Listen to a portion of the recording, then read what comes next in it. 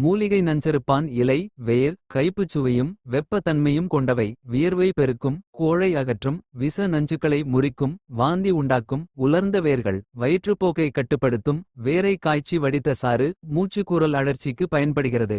இது நீண்ட சதை நிறைந்த வேர்களை உடைய சுற்றி படரும் கொடிவகை தாவரமாகும். கரி பாலை நஞ்சு முறிச்சான் குடி கொடி பாலை ஆகிய மாற்றுப் பெயர்களும் உண்டு. நஞ்சை வெளியேற்ற இலைகளை நன்கு அரைத்து எலுமிச்சம்பழம் அளவு உள்ளுக்கு கொடுக்க வேண்டும். அல்லது இலை வேர் ஆகியவற்றை உலர்த்தி தூள் செய்து வைத்துக் கொண்டு 2 தேக்கரண்டி அளவுடன் சிறிது அளவு மிளகுத்தூள் கலந்து தேனில் குழைத்து உள்ளுக்க கொடுக்க வேண்டும். இலையை உலர்த்தி பொடித்து அரை கிராம் வெந்நீரில் நாளைக்கு 3 வேளை சாப்பிட்டு வர வியர்வை பெருகும். சளியை போக்கும் சீத கழிச்சல் நீர்த்த கழிச்சல் தீரும். மேற்கண்ட பொடியை அரை கிராம் அளவாக நாள்தோறும் 3 வேளை நீடித்து கொடுத்து வர மேக வாய்வு பிடிப்புகள் தீரும்.